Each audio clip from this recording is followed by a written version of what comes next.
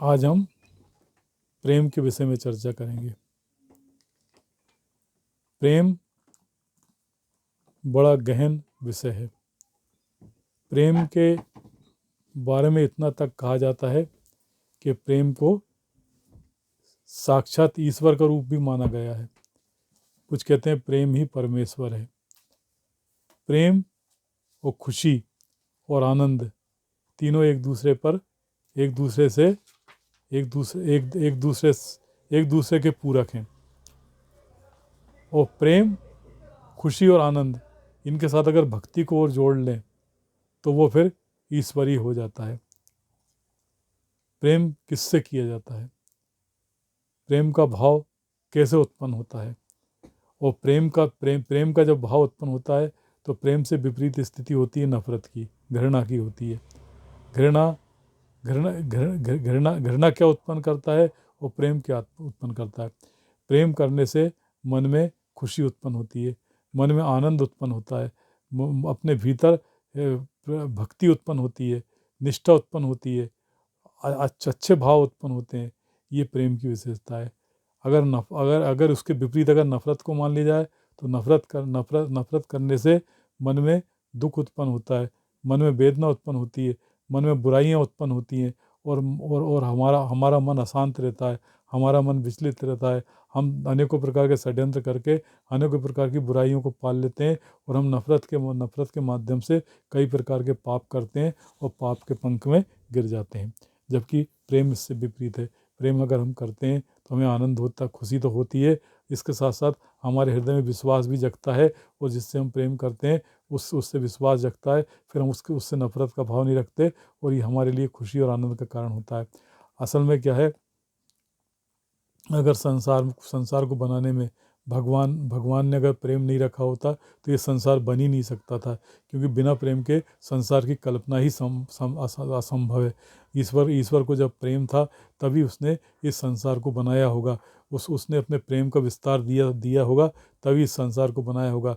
वह प्रेम करता है, वह प्रेम करता है, इसलिए उसने अपने आप को इस संसार में विस्तारित कर लिया। उस विस्तारित में वह जो है अनेकों प्रकार के जीव उत्पन्न किए और इन जीवों में प्रेम का संचार कर दिया।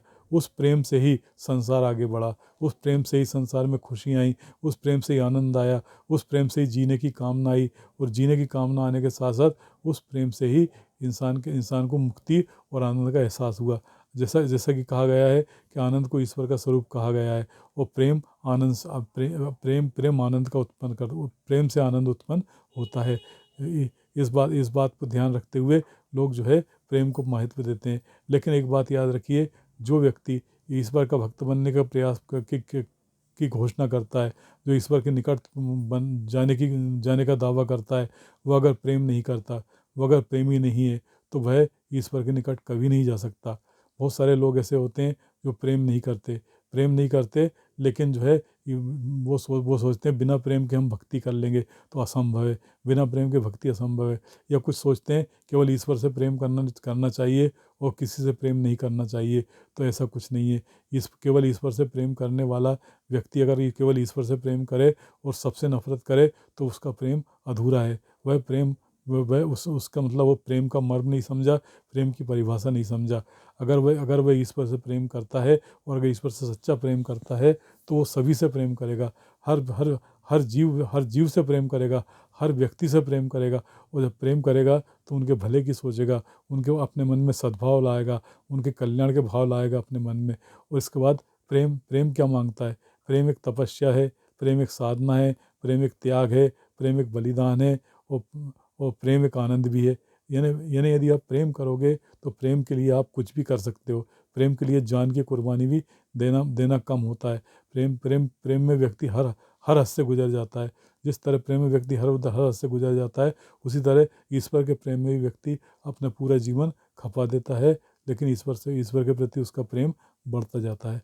कहते हैं जब प्रेम बढ़ता है, प्रेम लगातार बढ़ता है, प्रेम की पराकाष्ठा जो होती है, प्रेम की पराकाष्ठा ही आनंद का कारण होती है। और ये प्रेम की पराकाष्ठा अपने प्रिय से मिलन की एक वेदना जगाती है, एक मिलने की उत्कंठा जगाती है। और जितनी जितनी ये प्रेम से मिलने की उत्कंठा जगाती है, उतना ही प्रेम बढ़ता जाता है, उतना ही प्रेम बढ़ता जाता है। और जो विरह की वेदना होती है, ये विरह की वेदना भी जो है आनंद का कारण बनती है। ये विरह की वेदना वो तड़प है अपने प्रेमी से मिलन की। जो भक्ति करते हैं वे जानते हैं कि ईश्वर से बड़ा कोई प्रेमी नहीं है। और ईश्वर ही प्रेम का सबसे बड़ा कारण है। और केवल ईश्वर ही प्रेम करने योग्य है, तो वे ईश्वर की ओर बढ़ते हैं, ईश्वर की ओर प्रेम करते हैं। ईश्वर उन्हें दिखाई नहीं देता, ईश्वर उन्हें मौजूद नहीं होता। वो ईश्वर मौजूद तो होता है पर उनको दिखाई नहीं देता है लेकिन फिर भी वो ईश्वर से प्रेम करते हैं। जिसको देखा नहीं है, जिसको जाना नहीं है, उससे वो प्रेम करना शुरू कर देते हैं। केवल प्रेम करना जानते हैं और प्रेम को ही सर्वोपरि मानते हुए वे प्रेम करते हुए अपना सारा जीवन गुजार देते हैं। ईश्वर से प्रेम ही करना है। अगर आप ईश्वर से प्रेम ही कर रहे हैं तो उससे बड़ी कोई भक्ति नहीं हो सकती।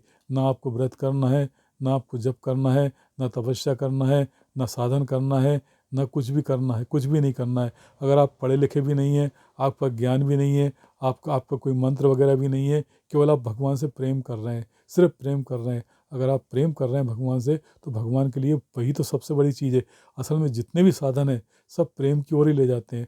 जितने भी साधन हैं वे सब आपके मन में प्रेम को जगाना चाहते हैं। अगर वो सब अगर अगर इन साधनों की ज़रूरत नहीं है, आपके मन में विशुद्ध प्रेम जागृत हो गया, तो इन साधनों की ज़रूरत भी नहीं है। क्योंकि ईश्वर को सिवाय प्रेम प्रेम ही प्यारा है। कहते हैं राम ही केवल प्रेम प्यारा, जान ले सो जानन हारा। यदि इस देखें तो सबरी कोई पढ़ी लिखी नहीं थी, सबरी कोई विद्वान नहीं थी, लेकिन वो भगवान से प्रेम करती थी। उसके मन में भगवान से मिलने की आकांक्षा थी तीव्र, वो भगवान से मिलने की थी, तो भगवान ने उसको दर्शन दिया। बड़े बड़े ज्ञानी योगियों संतों को दर्शन नहीं दिया, लेकिन सबरी को दर्शन दिया। ऐसा कहा जाता है। तो ये प्रेम का ही तो प्रताप है। ईश्वर से प्रेम कर ईश्वर से जो भक्ति है, भक्ति प्रेम के कारण होती है। और प्रेम के कारण होती है वो भक्ति में ज्ञान की कोई ज़रूरत नहीं पड़ती। वो भक्ति जो है, केवल भक्ति ही भगवान को प्रिय है, वो प्रेम ही भगवान को प्रिय है। उस प्रेम के कारण ही भगवान जो है भक्त का उद्धार करते हैं, भक्त का कल्याण करते हैं और भक्त का ख्याल रखते हैं। एक प्रेमी सिर्फ प्रेम में डूबा होता है, सिर्फ वो प्रेम करना जानता है। उसके सारे सारे उपाय, सारे उपकरण सिर्फ प्रेम के लिए होते हैं, प्रेम के लिए समर्पित होते हैं। और वह अपने प्रेम को ईश्वर के प्रति समर्पित कर देता है। अगर संसार से भी प्रेम करता है व्यक्ति, तो वह भी इसलिए करता है कि संसार ईश्वर का बनाया हुआ है। वो ईश्वर का बनाया हुआ है तो संसार ईश्वर का प्रिय है। वो जो ईश्वर का प्रिय है, जो प्रेमी को प्रिय है, वो प्रेम करने वालों को भी वह प्रिय होना ही चाहिए, और वह होता ही है। इसीलिए जो प्रेमी है वह जो है सबसे प्रेम करता है। वो किसी एक से नफरत नहीं कर सकता, वो सब में संभाव देखता है। इसीलिए फिर वो जो है कहता है, जिधर देखूं उधर तू ही तू है, तेरी मूरत नज़र आती है, मुझे तेरे अलावा कोई दिखाई नहीं देता, मुझे ऐसा कोई दिखाई नहीं देता जहाँ पर तू नहीं है। और जब मुझे हर जगह तू दिखाई देता है तो मेरे मन में प्रेम बढ़ता चला जाता है। मैं फिर हर वस्तु से प्रेम करने लगता हूँ, हर चीज़ से प्रेम करने लगता हूँ। और वह ये प्रेम की पराकाष्ठा होती है, ये भक्ति की भी पराकाष्ठा होती है। और ये भगवान को बहुत प्रिय है। जैसे गोपियों का जो है प्रेम है, गोपियों का प्रेम अद्भुत प्रेम है, अनमोल प्रेम है। वह गोपियों का प्रेम ऋषि मुनियों जैसा प्रेम नहीं है, वो गोपियों का प्रेम विद्वानों जैसा प्रेम नहीं है, वो गोपियों का प्रेम विशुद्ध प्रेम है। उस प्रेम के कारण भगवान उनके बस में है, वो उनके बस में है, और उनको भगवान सहज रूप से प्राप्त हैं। उनके लिए भगवान सरल हैं, उनके लिए भगवान आनंद के कारण है। ऐसा ही अगर आप सिर्फ प्रेम कर लेते हो, वो प्रेम करने का मतलब है उसके हो जाना। सिर्फ उसके होने की ज़रूरत है, उसके होने की ज़रूरत है। अगर आपको उसके हो जाते हैं तो आपके अंदर, और वो उसके होने के बाद आपके अंदर प्रेम का उत्पन्न होना तो बहुत ही ज़रूरी है। और वो प्रेम आपके अंदर सहज ही उत्पन्न हो जाएगा।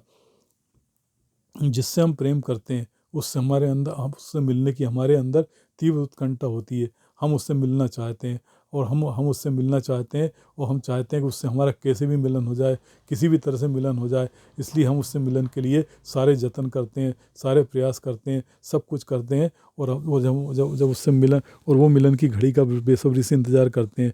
और वह मिलन की घड़ी, वो जो हमारा प्रेम है, वो प्रेम ही हमारा, वो प्रेम की पराकाष्ठा ही हमें वो मिलन की घड़ी हमारे लिए लेके आती है, उपस्थित होती है।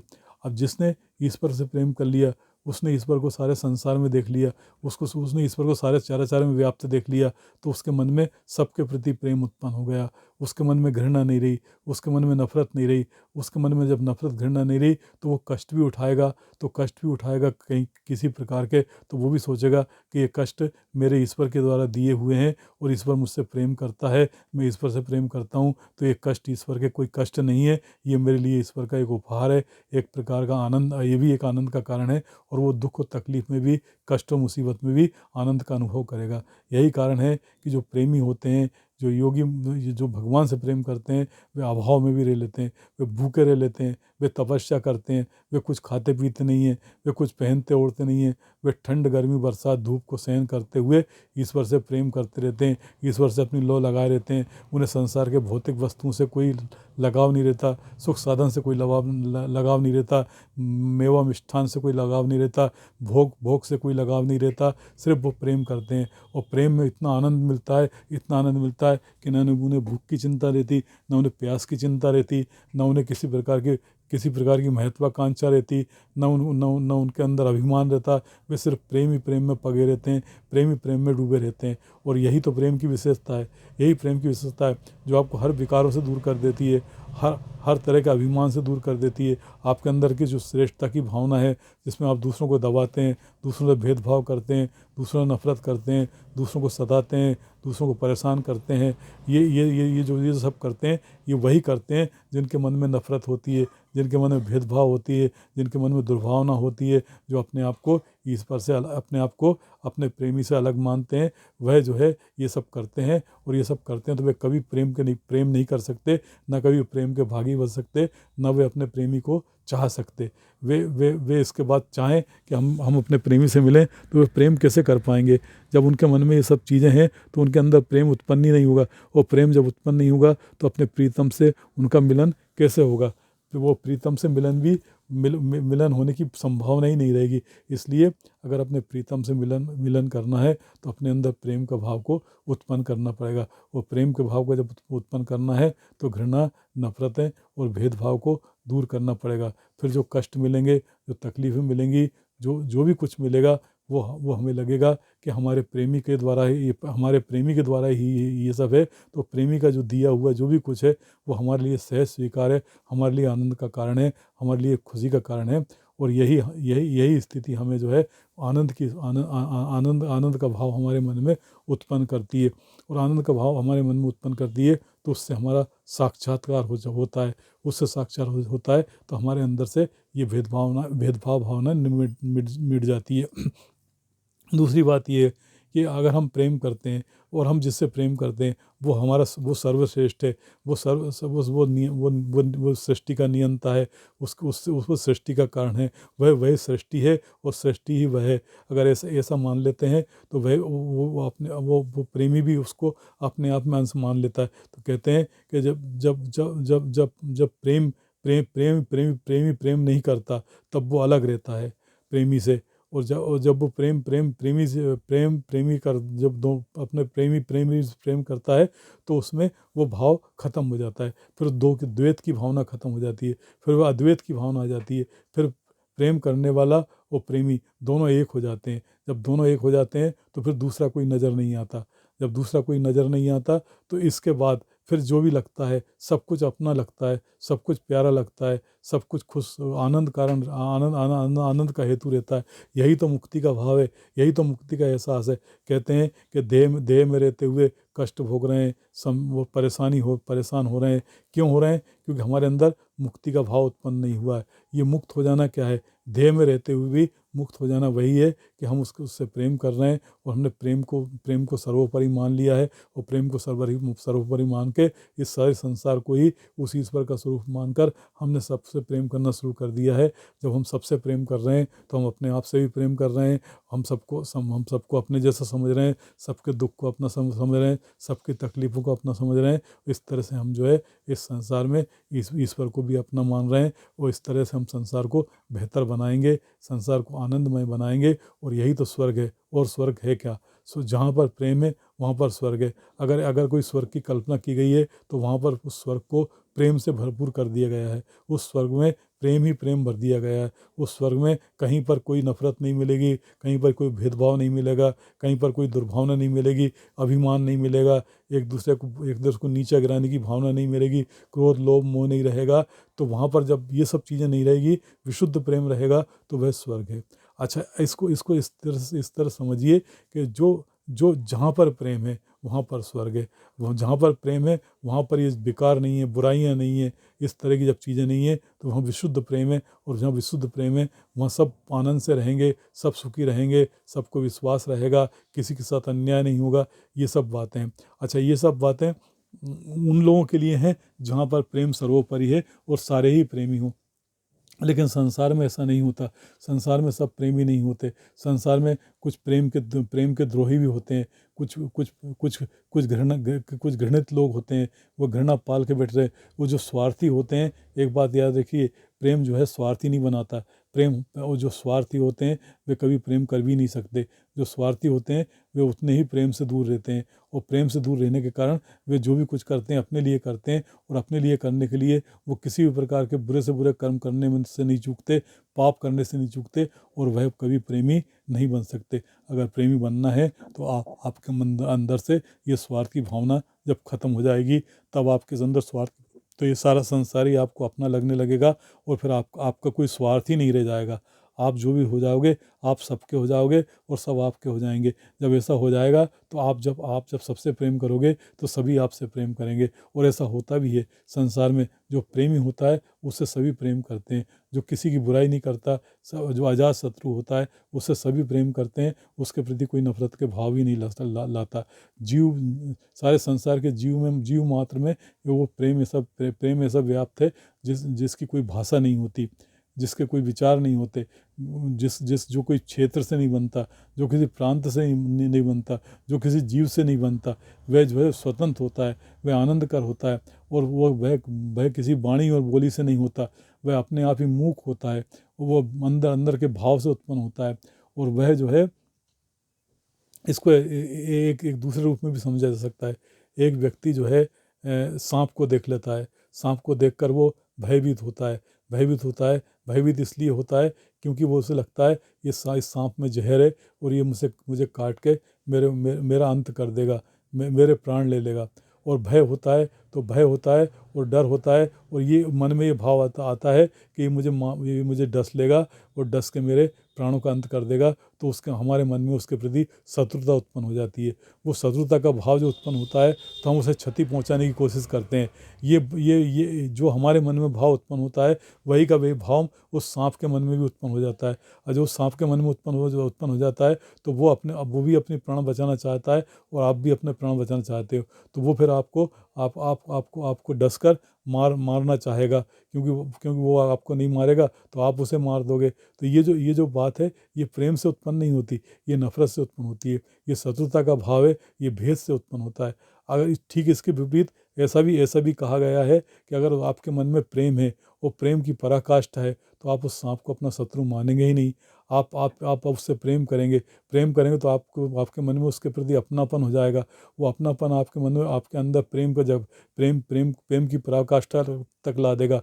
फिर आपको लगेगा कि अगर सांप मुझे डस भी लेता है तो भी मुझे कोई चिंता नहीं है उस बात की, क्योंकि ये सांप मेरा दुश्मन नहीं है, इससे मैं प्रेम करता हूँ। यही का ये भाव उस सांप के अंदर भी उत्पन्न होगा, और सांप के अंदर उत्पन्न होगा तो ये साधना, ये सिद्धियाँ होती हैं, ये शक्तियाँ होती हैं, जिससे वो आपसे प्रेम करने लग जाएगा, वो आपसे शत्रुता भूल जाएगा। इसलिए पुराने ज़माने में कहा जाता था, ऋषि मुनियों के जो आश्रम होते थे वो विशुद्ध प्रेम के स्रोत होते थे, वो प्रेम के भंडार होते थे, वो प्रेम के केंद्र होते थे। और वहाँ कहा जाता था कि शेर और बकरी वहाँ पर एक घाट पर पानी पीते थे।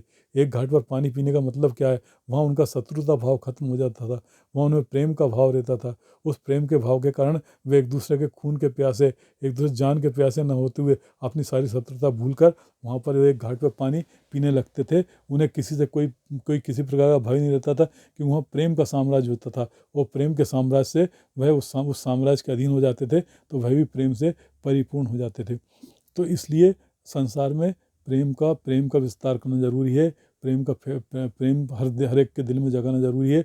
और एक बात याद रखिए, हम प्रेम करके ही हम प्रेम को बढ़ावा देकर ही हम सुख से रह सकते हैं, हमारे घर परिवार को सबको सुखी बना सकते हैं।